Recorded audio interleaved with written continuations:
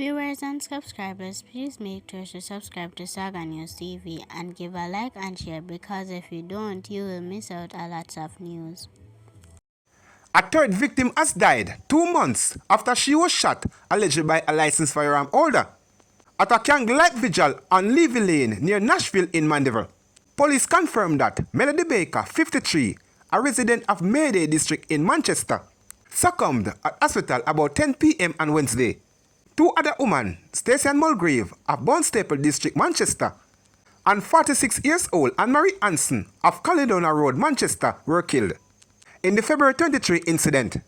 Patrick Thompson, the licensed firearm holder who is accused of killing the woman, and injured two others, remains in police custody after a bail application by his attorney Peter Champagny and Samai Campbell was refused on April 14. Presiding Judge Monique Harrison remanded Thompson to return to court on July 2. She cited the points made by the defense and prosecution on April 2 in arrive at her decision. After Harrison refused bail, Champagny quickly informed the court of his intention to appeal the decision to the Supreme Court. On April 2, Champagny had told the court that the defense maintained its position that Thompson was attacked and provided a medical document and photograph showing chest injuries to his client following the incident. Champagny had told the court that of 13 videos, the main clip, which was expected to show how the incident unfolded, was not viewable. Thompson, otherwise called Big T or Toomer, an engineer of Levy Lane in Manchester, was previously charged with 2 counts of murder, 2 counts of attempted murder, 2 counts wounding with intent, 2 counts of assault occasion actual bodily harm, 2 counts of assault at common law, 2 counts of possession of firearm and ammunition with intent to commit injury, using a firearm to commit a felony. Following the incident on Levy Lane on Sunday, February 23, a police report said about midnight, Thompson was at a candlelight vigil when he and a man got into an argument over a motor vehicle. The argument escalated, causing a crowd.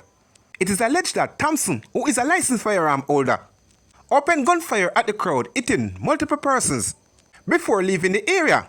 The injured persons was assisted to hospital, where Mulgrave and Anson were pronounced dead. The St. Andrew Central Police charged 41 years old Damian Douglas of Tavern Christian with wounded with intent, using a firearm to commit a felony, discharging a firearm in a public place. The Matildas Corner police reported that at about 1:21 p.m. on Monday, April 14, Douglas and a man were involved in an argument, during which Douglas allegedly pulled a licensed firearm and fired shots at him, hitting him. The cops were summoned, and upon their arrival, the man was seen suffering from gunshot wounds to his buttocks. The man was taken to hospital where he was treated and admitted. Douglas was arrested after turning himself into police on Tuesday, April 22. He was subsequently charged following a question and answer session in the presence of his attorney. He is scheduled to appear before the Kingston and St. Andrew Parish Court. 29 years old Jamal Jommans, also one corruption, was remanded when he went before the St. Catherine Parish Court yesterday.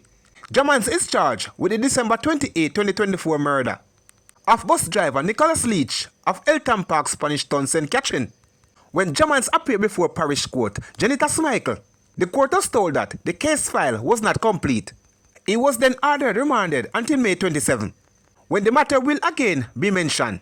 It is alleged that about 10:50 a.m. on that day of the incident, Leach was inside a Toyota Coaster bus when Jommans allegedly embarked and used a knife to stab Leach before fleeing. Leach was assisted to the Spanish Town Hospital where he was pronounced dead.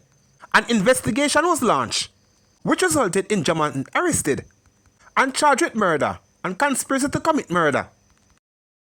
Police in St. Elizabeth are reporting that a submachine gun was seized on Wednesday morning during an operation in a morass in the parish. Head of the St. Elizabeth Police, Superintendent Coleridge Minter, in a video release, give details of the operation. At about 11 a.m., a team of officers conducted a target operation in the Slab community. In the vicinity of the Timber Bridge, the general area was searched. To include the morass, a number of canoes was searched, he said. Those are also checked and a search was conducted in the bush area. At the end of the search, an Intertech submachine gun was seized. No round found and the serial number erased. The team is continuing the search in this area. based on the intelligence that several other prohibited weapons are in this general area. We will continue our efforts across the division to ensure that prohibited weapons are removed from the street and the persons connected with committed criminal offense are brought to justice, added Minto.